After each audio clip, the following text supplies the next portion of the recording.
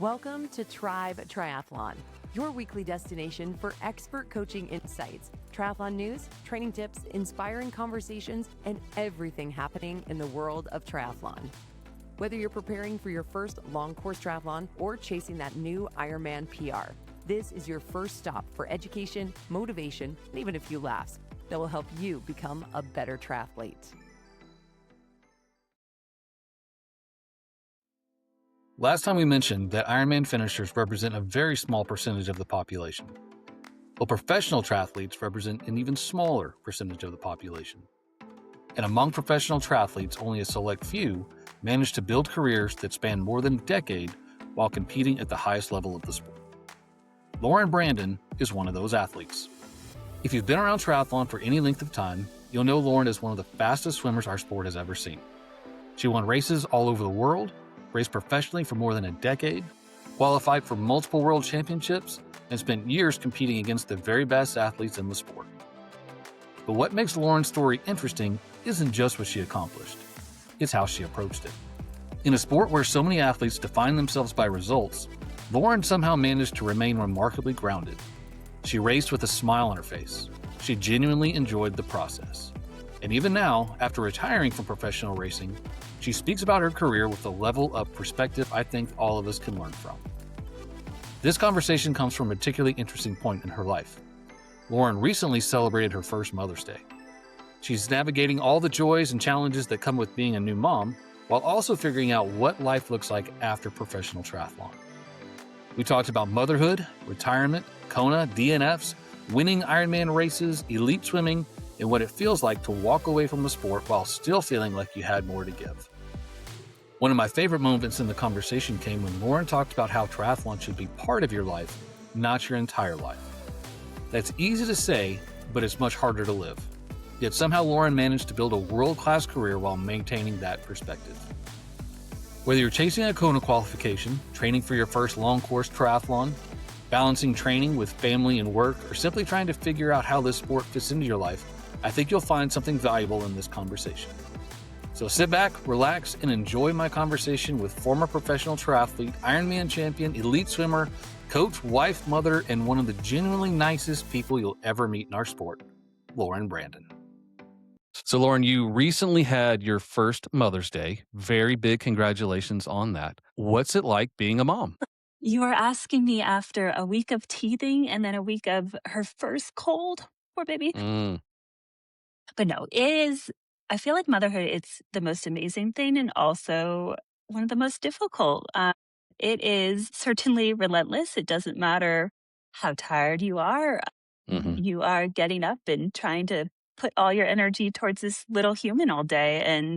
But I would not trade it for the world. And it's certainly, I love it. I love it, and I think people, they're always like, oh, the days are long, the years are short, right? And it is so true. I mean, there are some days where I am like, oh my goodness, when is my husband coming home? I just need like 20 minutes. But then I'm like, she's already 10 and a half months. Like, it is insane. And, we were just talking, your babies are 20. So it's crazy how fast it goes. And I am always just reminding myself of that and just really, truly trying to enjoy each moment because this age, I mean, my gosh, she just changed. Every day she changes. Every day she's doing something new. And it's been so fun to just see her, watch her learn all these new things. So yeah, it's been amazing. Yeah, that comment definitely hit home of the days are long, but the years are short. Because and then my mind immediately went to the conversation that we were just having, how all three of my kids are all across the country. They live in different states than me.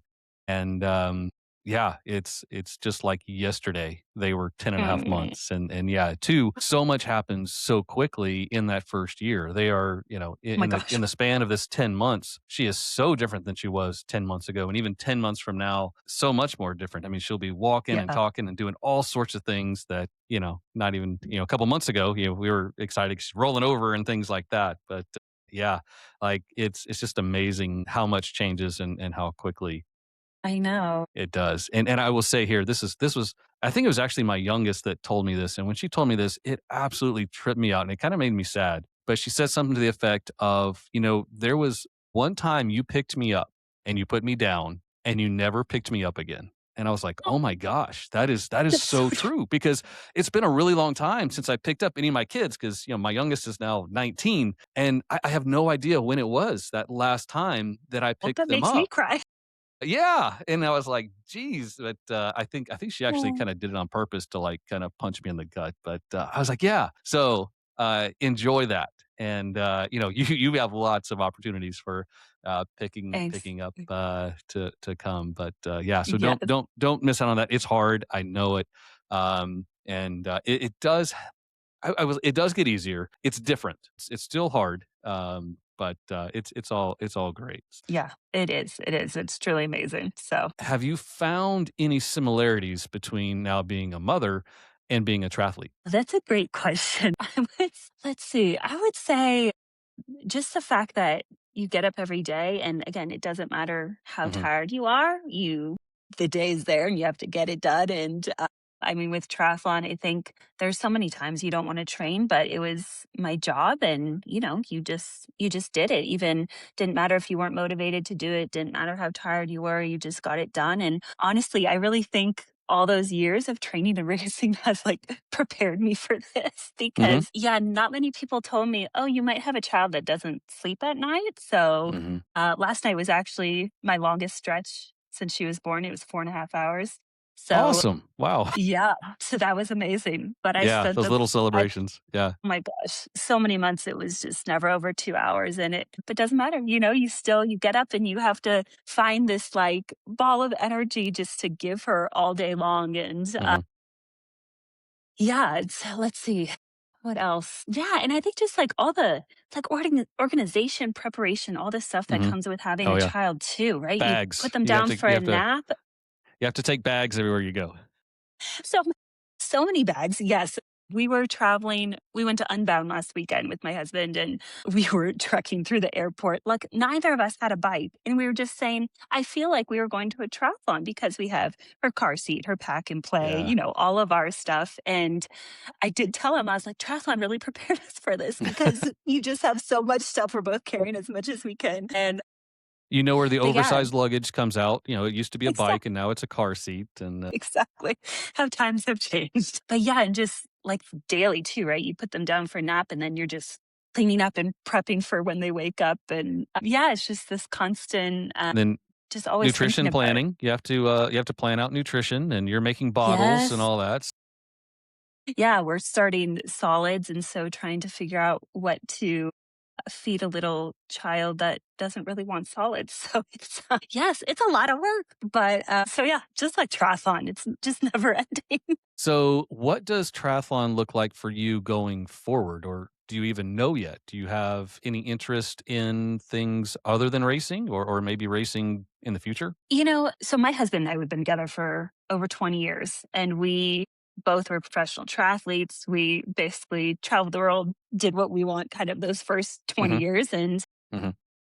put off having a child as long as possible. I'm 41 now. And so I feel like I wanted to get to a spot where I could be done with triathlon. And I felt like, it just kind of came to that time. Like I was turning 40 soon, and it's like, we either need to have a baby now or it's probably not going to happen. And I felt fine with kind of moving on. And so right now, I don't really see triathlon for me, like training and racing in my life. I'm still coaching, which I love, and I still love to be a part of the sport. And my husband, works for Ventum, so we're still at races. I'll be at Kona this year, so I'm so excited to Nice. go. And Yeah. but yeah, so I don't really see much triathlon in my future, but you never know, that could change. But I do want to do a standalone marathon because I've always done. I don't know, maybe I've done like 30 Ironmans. So I've Yeah. done a lot of marathons after a bike, but never Huh? just by itself. Never done one, huh? No. And so I really would love to do one. And uh, I started running a few months after she was born, and I was like, oh, I feel great. I'm going to run a marathon. When did I thought I was going to like run one in the spring, like in April. Yeah, I still have not run over 30 minutes. It's like I've just been too busy. I get in little 20, 30 minute Yeah. runs. Yeah. So eventually I will progress that. And I do. Yeah, I don't know which one I'll do. Maybe it'll just be like the Salt Lake, make it easy. But yeah, I would love to just do a marathon. So, and some trail Okay. running, you know? Yeah. Yeah, we live in Park City and right outside of Park City, and there's tons of trail running, and which I've always enjoyed, just even when I was training for Ironmans doing trail runs. So yeah, maybe throw some trail races in there. We'll see. There you go.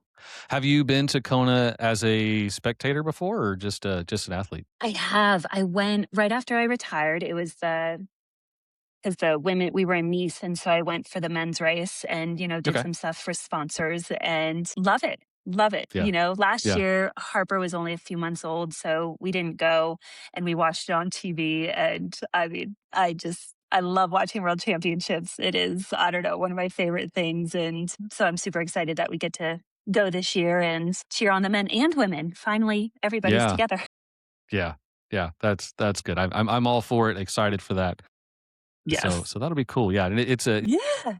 I haven't raced Kona, but I can only imagine. I've been to lots of races as an Yep. athlete and not as Hmm. an athlete, and knowing their different experiences, and having been to Kona as a spectator. Hmm. Yeah, what a cool experience. So that'll be I mean, it's great hot. for you. It's hot. But It is. It is. actually, And I think the last time I was there, I was like, how do we race here? It is so hot. I can't imagine. Yeah. I was a little cocky the first time I went because, I mean, I lived my whole life in Houston. It's hot, it's humid. And, Hmm. you can look at the forecast in Kona. It's like, oh, it's 85 degrees and humid. It's like, well, It's it's 90 fine. degrees and humid in Houston. But man, it's like you're on the surface of the sun. So yeah, it's just next level hot out there. And then the lava fields that just absorb and reflect the heat and all. It's just, I know. it's, It's pretty yeah, crazy. It's pretty yeah. crazy that we all want to go race there. Right. Yeah. Like It's our choice.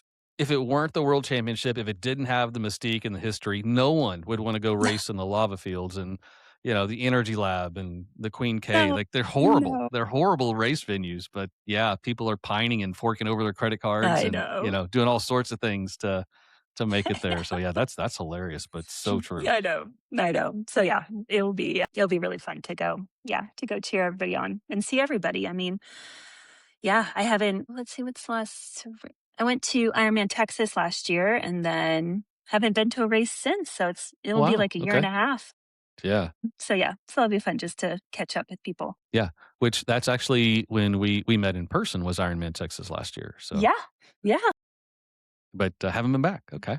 So you started racing professionally in 2011 exclusively as a short course athlete. What was your qualification story? So my husband and I met in college. My freshman year, I was a swimmer. He had just become a professional triathlete and he was doing short course. So I honestly didn't know that much about triathlon. And so through him, I started learning about triathlon, watching triathlon, and mainly short course racing. And honestly, I didn't really know much about Ironman racing at that time. And so my plan, I got done with college and my plan was to, try triathlon then and kind of see if I liked it, see if I wanted to do anything there. And I did my first one 2009 and absolutely loved it.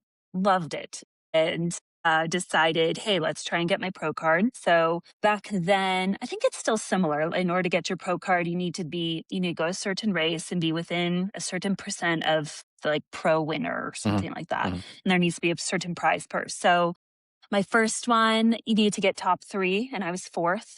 And Mm. then the next one, I passed out because it was so hot and humid. So I think I finished, but not well.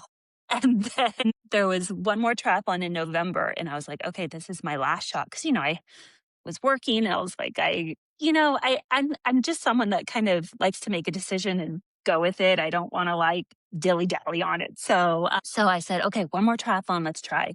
I won it, got my pro card, and then started racing 2011. And of course, I was going to do short course. I'm like, I'm a swimmer. My husband was doing it. It would be great. John, it was not great. I did not like riding in a pack. I could not run fast enough. I remember my first one, like I came out with the lead women, but then transition took me so long. I was probably like a minute back leaving. And Yeah. Wow. And yeah, you're and just, done. You can't come out of you're done. transition a I minute behind in know. a I short course race. know. And so, we still tried. I still thought like maybe I could get better at it, but it was just kind of apparent.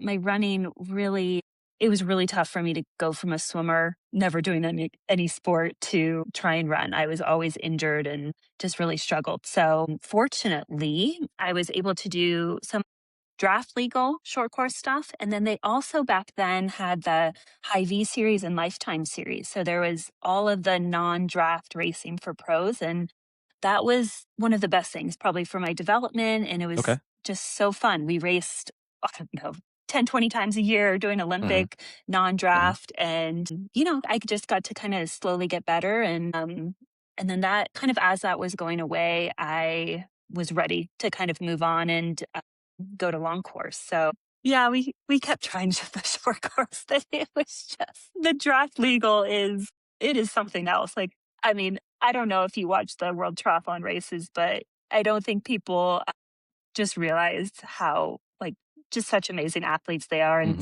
how fast they run. So.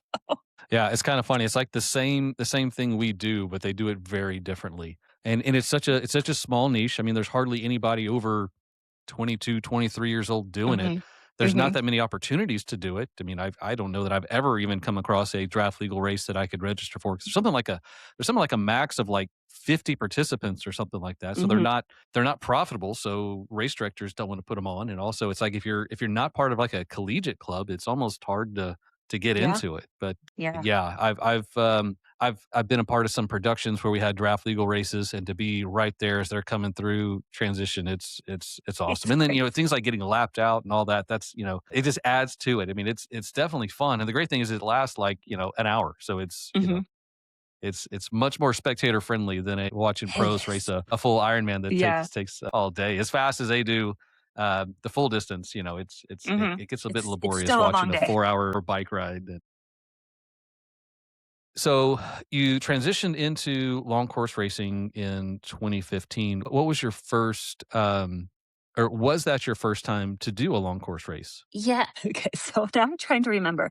I think before 2015, I tried one long course race, and because my husband and I were living in Fort Worth, and in Austin there was a long course race. So, or there was like a 70.3. And so I remember doing it, and my husband, he's like, you take one gel during a Olympic, just take two for the Take two. half. Okay, so me, who I actually need more calories than that kid, it came off the bike and sat in transition for a long time. I was like, I don't think I can run. I like Mm, had nothing left, and so I did not finish that one, John. That must have. I mean, that was before 2015, so I gave it a go. And it did not end well. But then, yeah, 2015 started, and I was ready. I was excited to go long and just give something new a try. And also, gosh, like the Ironman events you're always racing with, a couple thousand people. And it was, I don't know, it's just always so fun. Like just being out there with everybody. And to this day, like that was my favorite part of racing, just being out there with everyone. And so, yeah, that was the beginning of it. And I remember watching Kona 2015, I think, or 2014, and being like, because my plan was not to do like fulls. I was like, just mhm, keep doing halves. mhm, There's no way I'm going to do a full. I think I did a couple halves. I'm like, I'm going to do a full. And I just got so excited about mhm. trying to qualify for Kona, and yeah, and kind of starting that long course career. So I know much more about your long course career than I do your short course career, but it doesn't sound like it was spectacular. And obviously like it wasn't good enough to keep you racing short course. So when you look to make that transition from short course to long course, what was your like thought or intention? Was it like maybe I'll be better at long course, or maybe it's time to move on to long course? Kind of what was your thought around moving from short course to long course? Yeah, I think a little bit of both. I think at that time, you know, originally I thought I could make the Olympics. One does. And I was like, yeah, it was not going to happen. I was never going to be a fast enough runner ever. And even if I could get more comfortable on the bike riding with people and stronger on the bike, the run was never going to be there. And so, kind of once I knew that wasn't going to happen, the Lifetime series and High V were kind of going to go away. And I, Yep.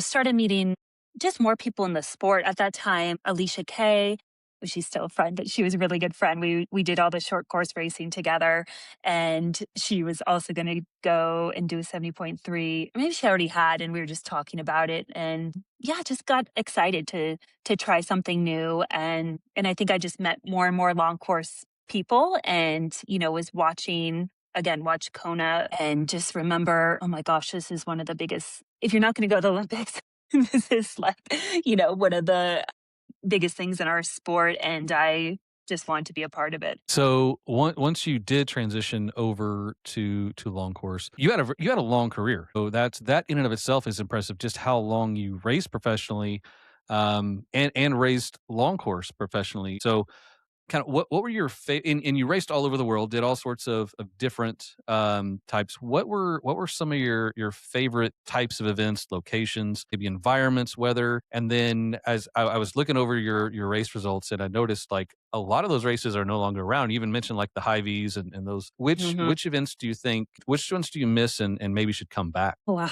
Let's see. Some of my favorites, we were just talking about Mont Tremblant. That was always one of my favorites. And I think, did they bring back the full there, or is it still just a half? Okay.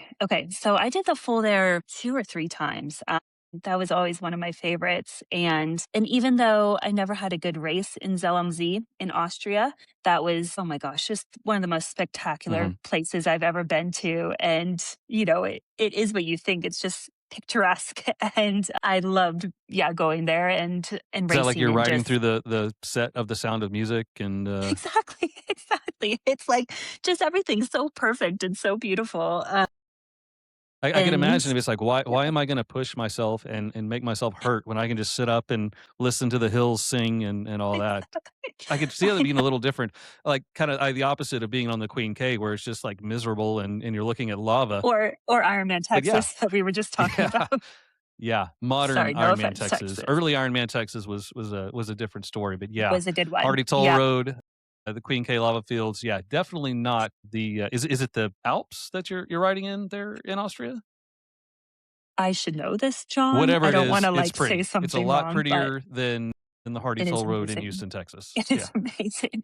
So yeah, Austria, that's somewhere, like, I guess what's so great about all the travel my husband and I both did, because he raced professionally for, I don't know, maybe 15, 20 years as well, was just that we did get to go to all these places, and we're like, okay, where would we want to go now to go visit and, vacation with our daughter? And Austria is 100, somewhere where I would love to go and visit. I always loved going to do Ironman Cairns. It's actually happening this weekend in Australia.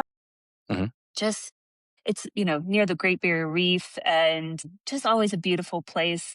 And great course, great atmosphere. It's a 4-loop run. And I mean, people are just partying on the side. And so that one was just always really fun to go to. And gosh, but like unique places. I mean, South Africa, never would I think, oh, I'm going to go to Africa. I mean, not many people get to go there. And we went twice, and like, then you go on a safari, and it's amazing. It's, and especially kind of my later years, I would kind of look at the schedule at the beginning of the year and think, what race excites me?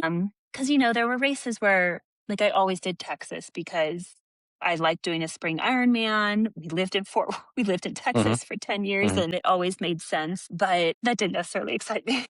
So I wanted to like pick a new race. Which one? Yeah. Did I want to travel to? Did I want to go see kind of the sights? And so, yeah, those last few years kind of always chose one that really, really kind of got me excited. And that I think helped keep the motivation high. And even after all those years, and yeah, it just kept me, just excited to go someplace new.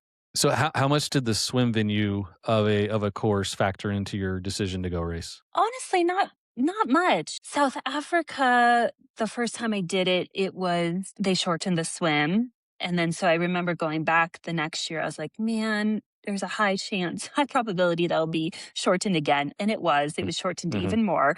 And that was the most terrifying swim I'd ever done. I remember standing on the start line being like, I don't want to get in the water. This is like, and that as a swimmer, when I am thinking that, we probably shouldn't swim. Yeah. Imagine the rest of us are. So I think they canceled it for age groupers, and the pro swam like 300 meters or something. Yeah. But still, I still went, even though knowing that, the swim maybe wasn't going to be ideal for me. I never did do like Ironman Chattanooga. Um, I mean, I guess Why would that you? one, Yeah. Yeah. yeah, that one's typically a fast swim. Mm-hmm.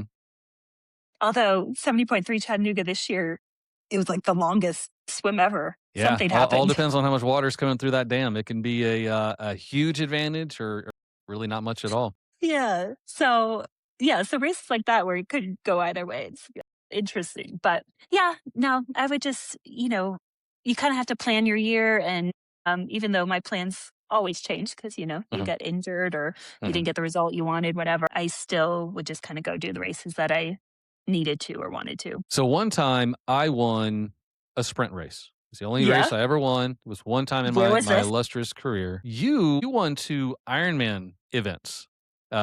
So first 70.3 Ecuador and then Ironman Boulder. Won both of those. What was it like when you were headed down that finish chute? You knew you were winning the race. There was no one in front of you. You saw the tape. What was that moment like? Yeah. I think, both of them were really special just because, those were my only, I think I had one other win in my career, like a high V race, Knoxville, Tennessee. But yeah, so it doesn't come easily. It doesn't come often for most athletes. And so it was really special to take those wins. And especially Ironman Boulder, I was pretty injured going into it. And my coach and I, we went back and forth whether or not I should race. And Oh, wow. I was like, you know what? I'm super bike fit. Like I knew I was super fit.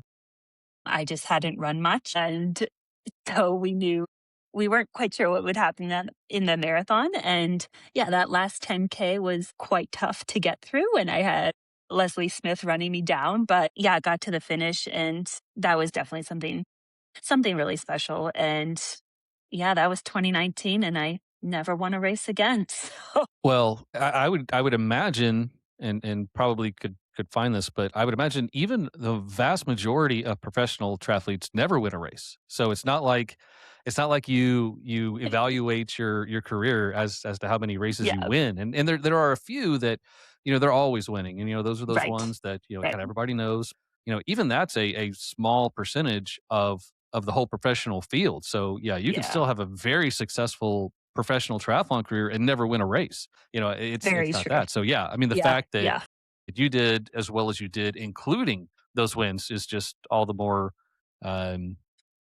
speaks to the success of your career. So in those wins, was there a moment when you knew you were going to win the race? Like you said, like, that's it, I've got it, I've won this race. And I would imagine it was somewhere between coming out of the swim and on the red carpet of the finish line. But was there a point in there where you're like, I got this, I'm winning? Honestly, in Boulder, no. I really didn't know I was going to get to the finish line first until I was coming down like the red carpet. Like I was still looking back, like as we were turning. And because I just was like, oh my gosh, I don't know if I'm going to have to start walking or if I'm going to be able to continue because my legs were just completely toast. Yeah. So yeah, it really wasn't until I turned the corner. The finish was like probably 100 meters away. I'm like, okay, I don't see anybody, which is how it should be, right? Yeah. But yeah, so that was, I think you don't want to coast into the wind. You want it to be challenged, and Exactly. So yeah, no, I think you really never know what's going to happen. I mean, look at last year watching the Ironman World Championships in Kona, and both Lucy and Taylor are winning, and then they are not going to finish. So, but I think that's like one of the beauty about our sport is, especially like full distance, is it really, like, anything can happen in those races. And, you always just like have to keep going because you don't know what's going to happen in front of you, or you don't know what's going to happen, behind you. And so, yeah, always pushing yourself. Right. So was 2019 Boulder, was that the year that it was so hot? It was like 100 degrees in that race? I was talking to one of my athletes and he was saying how it was really, I think he did the half and he was like, it was really hot. And then I was somebody else said something about the temperature and I honestly cannot remember if it was really hot. Can't remember. Because I was trying to remember, I want to say it was the last the last Ironman Boulder, and I don't recall That was one it. after.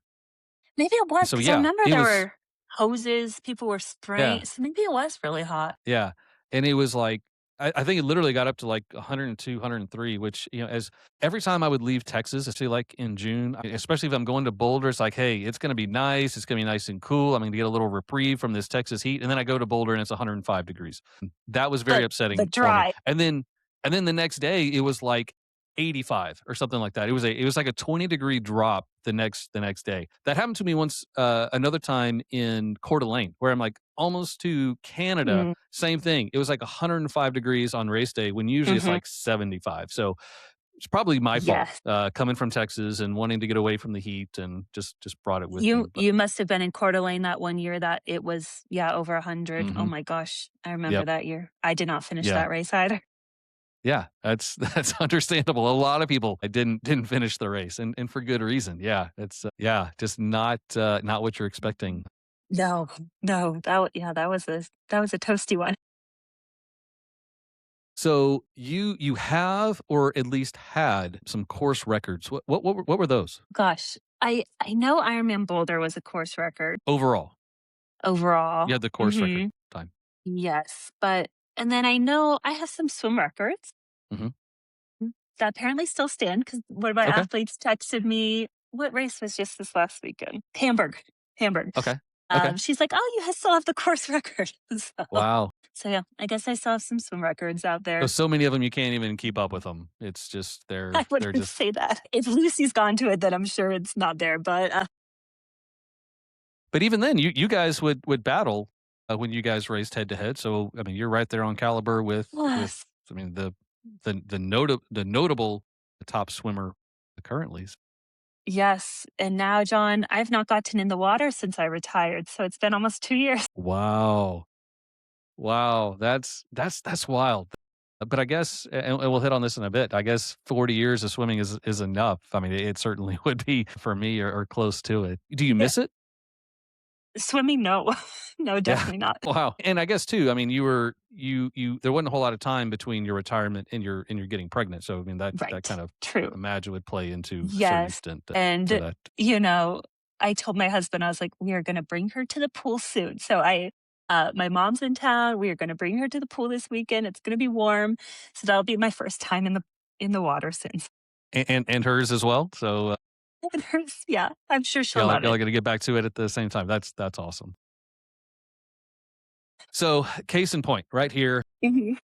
Everything I know of you, you're happy-go-lucky, you have a lovely smile that we always see, and then to hear this Ironman champion, I don't, those things don't reconcile. So, like, how did you go from the happy-go-lucky person that we see now and that we know, like, kinda in between the races?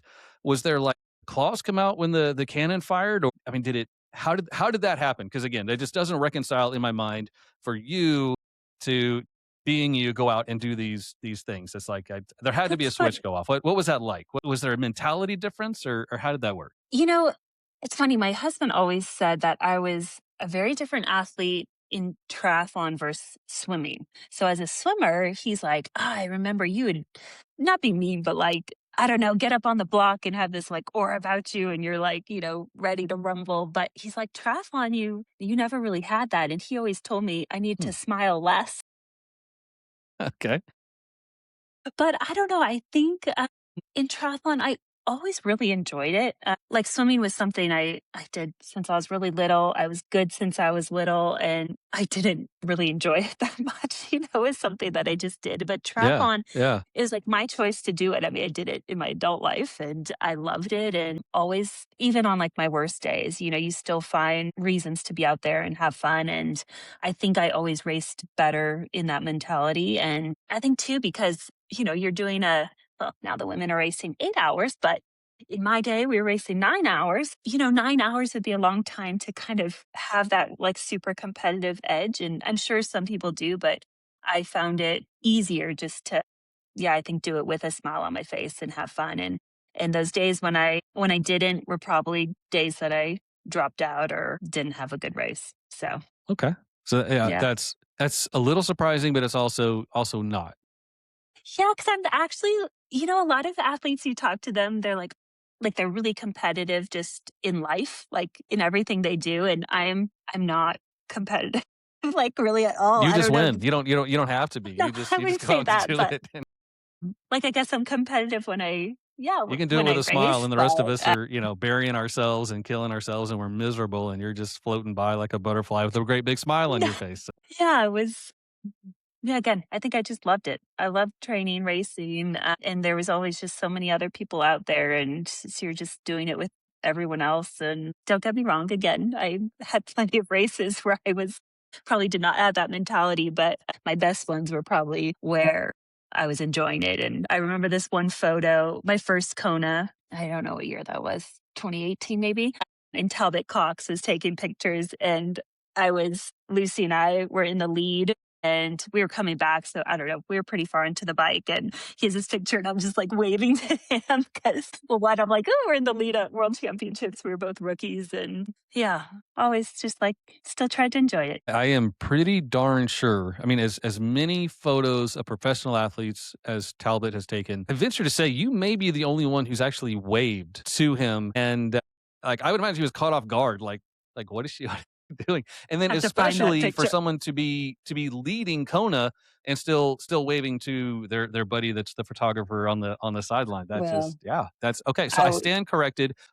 You race just like you are, and I love it that you can and you do, and mm, that's just all the more fun and all the more impressive.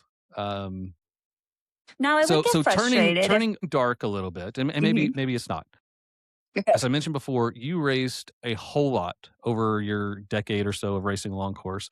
And inevitably, there were some DNFs in there. And just on one of the prior podcasts, I talked about not being afraid to fail and pushing yourself and finding out what you're capable of.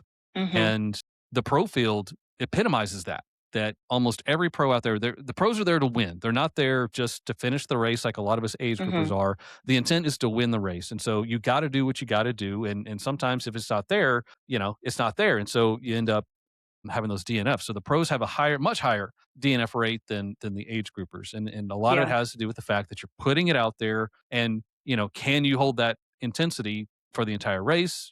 Maybe Mhm, not. Maybe just the field is faster on that day. So in those events where you did pull out of the race, mhm, what was your thought process in, what was that decision-making process of today's not the day, maybe pull out, there's another opportunity to race next weekend or mhm. something like that. So obviously it's not a decision that's made lightly, but what went into that decision, and then what was your process afterwards that kind of got you back on your feet and got you focused further down the road? Yeah, BNFs they're tough. They're tough for anybody, right? And I mean, anyone that's trained for an Ironman, you know how much goes into it. And even though, yeah, most years I raced four fulls, I mean, they were, really important to me to do well. And but I did have quite a few DNFs, I feel like. But usually it was because, so like I remember Ironman Frankfurt, my husband and I went out there and got through the swim fine, was in the pack on the bike. And then I was just having like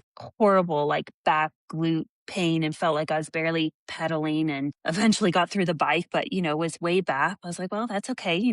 Let's get onto the run and see what you can do. Cause sometimes you feel terrible on the bike and, your run legs are there. And so got out on the run and I just was barely moving. Like I was in so much pain and, stopped to my husband. I think I was probably crying and Hmm. but I was just like, what am I gonna do? Just walk the marathon to finish? Like you said, I can stop now, rest, and hopefully just get to the next Ironman because, we can, as long as there's room, we can put our names on the list. And so yeah, but I remember I think like training was going really well before that and I was super excited to be there. And but sometimes the body doesn't cooperate or so yeah sometimes or I think too we tell ourselves like if we've been sick like oh I'll be fine Hmm. Hmm. but an Ironman's a really long day if you're not feeling your best and so yeah I think sometimes it was more just I have nothing in me and for one reason or another like sometimes you don't even know what happened or I like there was no real reason. It was just your body just was not performing on that day and but always really hard to deal with. I think the toughest races for me were World Championships. I don't know if I just had one DNF, but I had multiple World Championships where I was walking. And that was the one race where I never had the race I wanted. And I think that was the hardest part about retiring, because I Yeah. honestly kept going thinking, just one more count, one more, Hmm. like I can have that race. And I just never did. But like you said, it's okay to fail, right? You can have these goals and these dreams about what you want to do. And that doesn't mean you're going to achieve them. And that's okay. And I think that's what I finally had to tell myself. Hey, like, World Championships never happened for you. I never had a good race there, and it sucked, and I had a really Hmm. hard time dealing with it. But we move on, right? Yeah. And that's kind of even like I was saying earlier on the ones how most professional athletes never win a race. I mean, I would venture to say it's probably even more rare for a professional to have a top 5, top 10 in Kona. So it's not like it was just there for the taking necessarily. I mean, I know, that's I a know.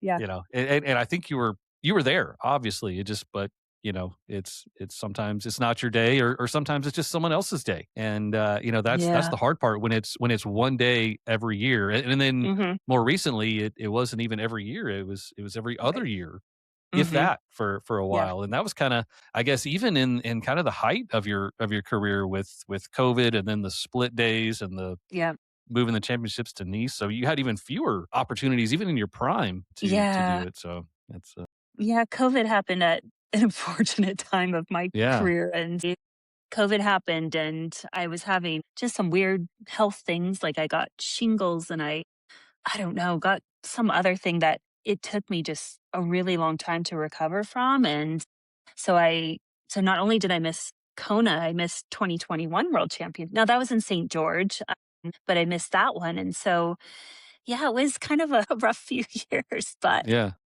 but I got to do Kona again and got to go to Nice, which was certainly not a course for me, but it was, again, talk about another place that was just so beautiful and amazing to be a part of that. Yeah, a part of that race. So, yeah. So after the Nice race Hmm. in 2024, that's when you retired, Hmm. hung up everything. And yeah, I think you kind of pulled a Seinfeld. You were still racing very well. You were still quite competitive. So what were the factors that said, yeah, it's time to kind of hang up the goggles and move on to something else? Yeah, I think a few different things. One, like you said, I'd been racing a long time. While I was still having some great results, it was typically one a year. Like I was having one good Ironman a year, and then I seemed to just be super inconsistent. And even if training was going well, like I don't know what was going on. I don't know if my body's just like, you've been training and racing like your whole life. We're just ready to be done. Because I was still, again, enjoying it and loved racing. And it was just getting harder and harder to deal with that. Like I'm training full time, and I don't want to do that all year to have one good race. And, we were putting off having a family. And so that was another reason I'm like, I'm turning 40 soon. Like, we don't know if we can get pregnant, but we should probably try soon. And um, so I think that was a factor. And yeah, I think just kind of like, I think it's just time to move on. So I had been thinking about it for a while. Part of me was like, oh, do we try and have a kid and come back? And it's just hard. It's hard. Yeah. It's hard Yeah, absolutely. to kind of make all those decisions and deal with sponsorships. And yeah, so finally, I, I was not having a great race in Nice.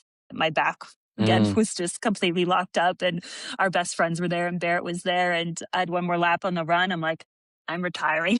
So it was then and there, huh? It was like, that's it, I'm done. And So I did my one last little loop, and there we yeah. were. We were done. Huh. And then we had a great post-race vacation in Nice, and then that was that. So did you have that feeling like this is my last 8 miles as a professional triathlete? And yeah, like I think, again, I think I said this before. I am someone that just kind of, it's easier for me to just make a decision and move Mhm. on, and I Mhm. don't really have regrets. It's just, you just make a decision and go with it. And so I had thought that, like, the year before, I thought Kona was going to be my last race, and again, didn't have the race I wanted. So I'm like, oh, one more year, one more year.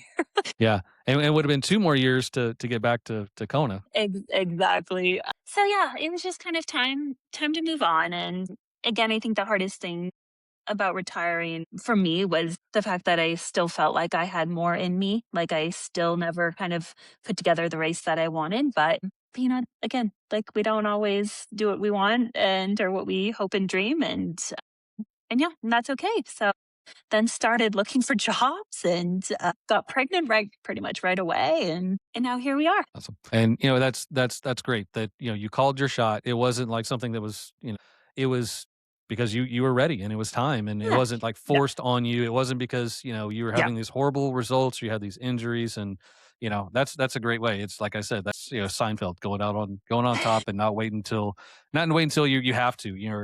It's up to external forces to do that. So. Yeah. And I guess yes, I was very fortunate that it was my decision, and my husband, it's always like, if you want to keep racing, race. And so he's Awesome. always very supportive of my career. And because he basically had to retire because of injury. So yeah, I am fortunate that I got to go out on my own terms. Yeah. So do you still have pro eligibility? I was thinking about it yesterday. I think you have 3 years, so I would have one more year technically. Okay. So it's out there. It's out there. Just It's out there, John. But yeah, I don't know if you watch the women's racing now, but oh my goodness, it's so fast. Mm-hmm.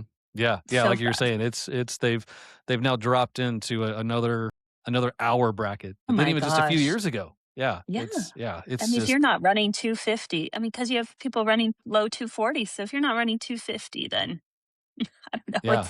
And It's that tough. that 240 that used to be the standard for the men, and that was kind of like the bar of like, yeah, we I know. probably won't ever go under 240, or it'll be just under 240 for the Yeah. elite top men. And yeah, Yeah. now that's where the women are, and the men are they're it's I know. really impressive how much has happened in a short time. It's kind of like you were saying Right. back at the very beginning with your child. Like, it's a lot has happened in a really short period of time. It is. I know. Yeah. And right now I feel so incredibly far removed fitness wise. Like I told you, I mean, if I get in like a few 20, 30-minute runs a week, that's calling it good. So Yeah. yeah, I can't imagine trying to race an Ironman anytime soon. Well, yeah, I mean, You your never know. swim You comeback never know. starts this weekend, and Tomorrow. one of those running strollers. Do you have a I Bob? have one.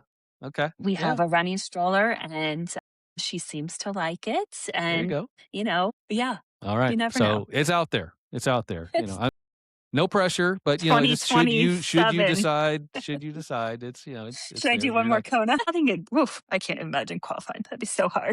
Yeah, that's that's a question for you. So I will leave that up to you and your camp. But Well, I haven't left my so child for you over an hour, so I don't know if I'll be able to do a 4 or 5 hour bike ride. And yeah, just they have the little trailers that you can pull. I mean, what great resistance work to be pulling a 20-pound trailer Yeah, behind your bike. So yeah, you unlatch that thing, and yeah, it'll feel like you're absolutely flying. So flying, yeah. exactly.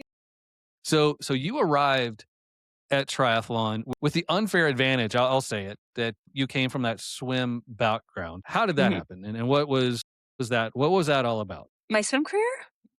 Or yeah, swimming. Age 5, started swimming summer team, started the year-round team right after that. And then just kept swimming till I was, gosh, I think I stopped at 25, my career, 24, 25. Yeah, swimming was, again, one of those things I would say I was had natural talent. And like by the time I was 10, I was at the highest group in our team, swimming doubles, which I do not suggest 10-year-olds doing morning practice and afternoon practice, but that was a different time. I think we agree that they shouldn't do that now. And yeah, swimming was it was something. It was something for me. It was I knew it was something that was going to help me. I got a full scholarship to college, and which was fantastic. And there were definitely times that I did love it, but it was also many years where it's just something that I was good at, but I still I mean, it teaches you a lot when you aren't enjoying something, but you still just do it, right? Yeah. Some good life lessons there. But no, yeah, swimming was just, it was something. I don't So know. you mentioned the college scholarship. Where did you swim collegiately? I swim at the University of Nebraska, and yeah, met my husband there first weekend of Okay. college. Been together ever Wow. since. Wow. And no, I mean, it was great. I saw one of my best friends from college a couple weeks ago, and still keep in touch with all the girls. We're gonna have alumni meet this year, and Very cool. yeah, so So it was good thing you're getting it back was in the pool if you got the alumni meet coming up. oh yeah. Yeah, I better start training. And then I'm just gonna do a triathlon after that. I mean, seems Might as like a good well. play. Yeah, I mean, swimming was, again, like, as a kid, even if you're not like enjoying the sport itself, you want to go see your friends and you got to hang out with them. I spent more time with my coach and my swim team friends than my family. I mean, we were training probably 20 hours a week as a kid, and so yeah, it was something that, yeah, it was just always a big part of my life. And then again, I think I went to Olympic trials in 2008, and then it was like, yep, done, moving on. Okay. Because I So wasn't going to another just become a kind of like professional swimmer, this and is the end of this this is the phase end. and on to the Yeah, next thing. It was just yeah, what yeah. were your events? I was a distance freestyler, so I did the mile and 400 Hence that IM. unfair advantage when you came to triathlon. Yes, I was not like a 50 freestyler. So I was used to swimming a lot, training a lot. I actually did some open water swims for a while. I was doing the 5K, 10K before triathlon too. So, and actually, they had the T100 in San Francisco this last Hmm. weekend. And Hmm. my husband and I were talking about how, like, I did just the swim from Alcatraz right after college. Maybe I was still in college because I was kind of transitioning to open water swimming. So, yep, I was doing open water swimming before triathlon too, which definitely helped in the triathlon Sure. space. But unfortunately, the swim is just a very small portion of a triathlon, and yeah, Well, but that's says okay. you. Like I'm always glad that it's. I wish it were That it's over. shorter. Yeah, it's always great to get out. So when you were maybe not even as much pool swimming, but then as you were transitioning more into the open water, was triathlon on the radar there, or was this you were a swimmer and you were just doing these different swim events? Yeah, I think the plan it was so long ago. They had introduced the 5 and 10K into the Olympics, Hmm. open water. So, Hmm. and so I was like, oh, well, let's, go for that. And so I did, they had like, nationals and world championship trials, all this stuff. So I did those races, and yeah, still with no triathlon kind of in the future, but then got done. Yeah, 2008, and wasn't my shoulder was just, it had enough years of swimming. So Yeah, I swam a still few have yards in problems. your years. So yes, I still have problems to this day. So yes, too much swimming. Yeah, my shoulder was done. I was done. And so then I started, yeah, done with swimming. Was like, okay, I went to back to school for my master's, and was, trying to learn how to ride a bicycle, and started running. And I think yeah, that took me like a little over a year, kind of in between swimming and my first triathlon. So I guess not that much time, but yeah. And what was okay? Two questions here. Have you done the full Alcatraz triathlon or just the swim? And then what was your very first triathlon? So yeah, I have done Escape from Alcatraz a couple of times. I mean, that is just such an iconic race. Now, was that part of your professional racing career? Yes. But I remember, I think the swim got canceled one year. Yeah, and we did like a time trial bike. Hmm. God. And That's the worst. then Like, yeah, like the whole point is to do the swim. Like the rest is just kind of like, yeah, it's kind it's of like, yeah, weird. what a bummer that, I yeah, can't when the remember how many Alcatraz times I swim. did it. I must have done it a couple times because, yeah, I must have done it a couple times. But I don't It think is ever such as a an age group. super cool, totally unique event. I mean, there's nothing like that one. No, That's no. definitely a bucket list for every Highly every recommend. triathlete. Yeah. Yes. So what was your very first triathlon? It was an Olympic distance in Pacific Grove, California. So again, I was living in the Bay Area at that time, and Monterey was like a couple hours away. And my husband, I think they had like age group race one day, then a pro race the next day. And so, yeah, I did my first Olympic. I couldn't grab water because I couldn't take my hands off the handlebars because I was like very newbie to Yeah. bicycle riding. Yeah. But got through it. And again, yeah, just loved it. Loved it. And I always, mm, yeah, straight from the beginning. It was just, I Yeah. think it was just something so cool about triathlon.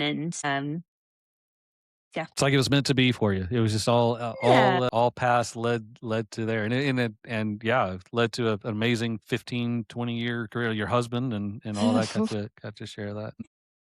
So as a swim expert, what would you say is the most common mistake you see triathletes make in their swimming? I would say just not getting a coach or getting some help, Mm-hmm. Mm-hmm. even if it's just a master's, dropping in master's and getting a couple pointers or, it doesn't have to be this whole big thing, but just getting some video of yourself, Mm-hmm. getting a little bit of help just so that you can see what you're doing and have someone just give you even like 3 top things to work on, because you might have no idea that just because of how you're breathing might be like completely throwing off your entire freestyle stroke. And Mm-hmm. so it might be just like a couple small things that actually go a long ways. And I think too, maybe not stressing about it too much, but like a lot of people think that they're going to see a lot of progression without much work. And swimming I would say for most people, unless you are going to swim a lot, you're not going to see this huge progression. And so I know, I mean, this might go against what a lot of other coaches do, but like for my athletes, I mean, there's hardly any swimming in their plan because it's like if they only have 10 hours a week, well, you're not going Mm-hmm. to spend much time swimming. Mm-hmm. You are going to spend the majority of your time doing biking and running. And, we're just going to make sure that you are comfortable in the water, get through the swim, and, still have energy for the bike and run because it's so time consuming too. And again, unless you're going to like, I think if people want to put in a lot of time in the off season, like, oh, you can go do like these big training camps, and it's just, you're not going to see this huge progression. So I don't know, just get a little bit of help, get a little bit of tips, swim a couple times a week. Don't stress about it too much and, just get through it and then onto the bike and run. Says the fastest swimmer on the Ironman circuit for a number of years, just like that. So go back, start when you were 5 years old, swim 10,000 Start when you're yards a 5. day, and then just don't stress Yep. over it and just Yep. show up and Yep. yeah. So Exactly. last thing I'm going to ask of you, what is your favorite piece of advice or favorite tip to pass on to age group athletes? I should have thought about this one before. Favorite tip or advice? Oh, gosh. See the previous answer and don't Yeah, stress over exactly. your swim and No, I think triathlon needs to be a part of your life and not run your life. Do you know yeah, what I mean?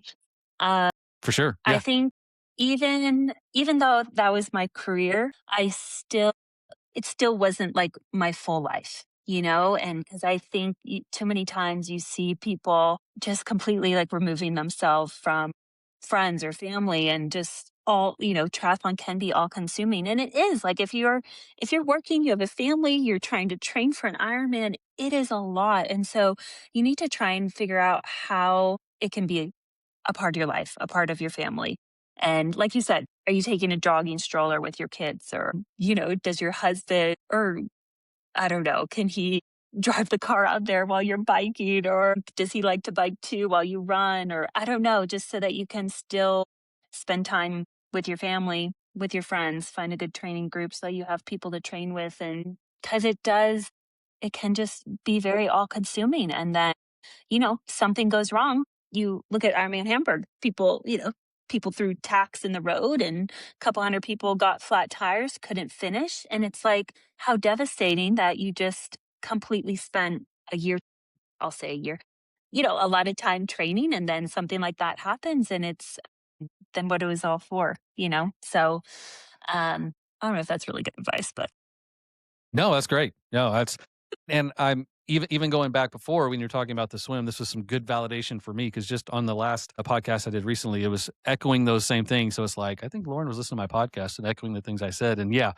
I'm big. We did 20 bits of triathlon advice, and like number 19, I think it was just like that, was don't take it too serious and keep it there. And because it's Yeah, easy to do. I've done it. I'm guilty of it. of course. And We all wish I are. could go We back all are. and not. And Yeah. I feel like it would have been a better racing career for me had I Hmm. messed up some stuff early on and Hmm. kind of paid the price for it going Yeah. forward. Yeah, it can be fun. It can be you can train a lot and still have fun and still have a successful career no matter what your level of, racing is. Well, Lauren, thank you so much for your time. I can only imagine being the busy mom and then taking time to reminisce about the good days and plan the amazing days that you have ahead. So Yeah, once World again, thank you. Championships 2027. Yeah. Yeah. I mean, we got the Olympics coming, so who knows? There's all sorts of stuff you could pick from to jump in on there. But no, this has been great. I know you're amazing personality. You had a fantastic career in the sport, and just a great role model for everyone here in the sport. So, congratulations on a career well raced, and all the best with whatever it is that that comes next. And once again, thank you for your Thank you. time. It has been absolutely lovely to catch up, and look forward to seeing you again sometime. Thanks so much, John. I appreciate it. Thanks for listening to the TRIbe Triathlon Podcast. If you enjoyed today's episode, be sure to subscribe, leave a review, and share it with a training partner or friend chasing big goals. If you're interested in premium coaching without the premium price, check out tribetriathlon.net to learn more and to get started. And remember, consistency over time is what creates results. Keep showing up, keep doing the work, and we'll see you in the next episode. The TRIbe Triathlon Podcast is hosted by Coach John Mayfield and produced for triathletes who want to train smarter, race stronger, and enjoy the journey. Follow TRIbe Triathlon on social media and subscribe wherever you get your podcasts.